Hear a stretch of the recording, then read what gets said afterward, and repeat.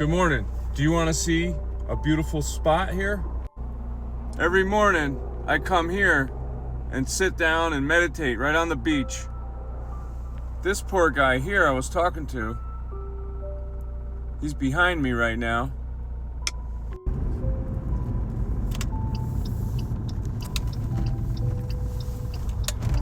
I was talking to him this morning. He's 94 years old.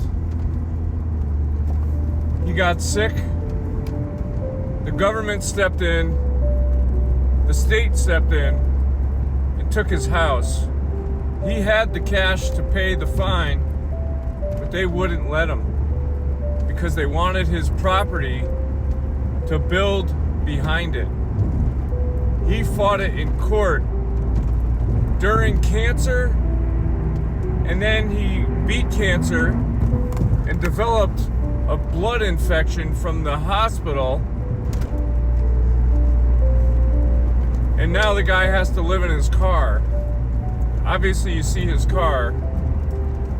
When they took his property, they wouldn't let him have his Maserati. So they seized all his assets, his cash, his property. And he said all he had was $1,000 to buy a car. That's what he bought. It's the first car he saw. When you talk to this man, you can tell that he's a genuine, honest person. And I don't want to get all ranty in the comments about government and negativity, but I just really want to highlight for a moment how important it is to just live each day. Surround yourself with good people. That gentleman, he didn't have anybody. So now he's alone. He's alone. His wife died a couple of years ago. His children live in like Arkansas or somewhere like that, he told me. I almost wish we could all bond together and create our own community. We just all chip in $10 until we get $1 million, take $500,000, buy a huge plot of land, and we can each just build our own little hut. That is more appealing to me than to live in these $1 million homes right up on this hill.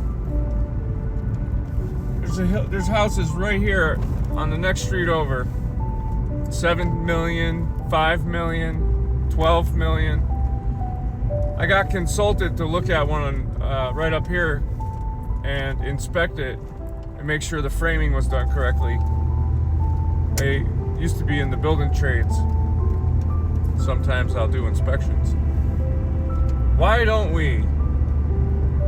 wouldn't we want to bond together instead of being separated? But you try to offer somebody like financial advice, like, hey, if you do these 3 things, you could become a millionaire in about 15 years if you just leave it alone and you consistently add to it. Not much, but you know what? Nobody comments, nobody says, show me the way. I tell people all the time, there's these 3 books I read that changed my life entirely. If you want to know about it, let me know in the comments. I obviously can't give you the books, they're not mine, but I can get you a good deal on them. Nobody even goes about asking. One person did. And when I said they're $5 a piece instead of $15 if you buy them anywhere else, she never responded. Nobody's going to give you a handout. And in fact, if I mailed you a packet that told you how to get rich, you wouldn't even open it. That's why these people that do these seminars and coaching programs, they charge because psychology tells you that if you spend your money on it, you're not just gonna usually throw it away. You're gonna want to at least look at the thing and then maybe try it. But if you give somebody something, they won't appreciate it. if it's for free, they won't attach any value to it. So if they pay for it, now they have their own hard sweat, blood, and tears into this, so it's their cash. So of course they're going to want to not just throw cash out the window. But you know what? It's up to you. Your life is your life. You do it with what you like. But you don't want to end up like that gentleman. I don't. That sounds like it'd be a rough go. Living in a 1982 Pontiac, whatever that was. Isn't your life, aren't you worth more than that? I think you are.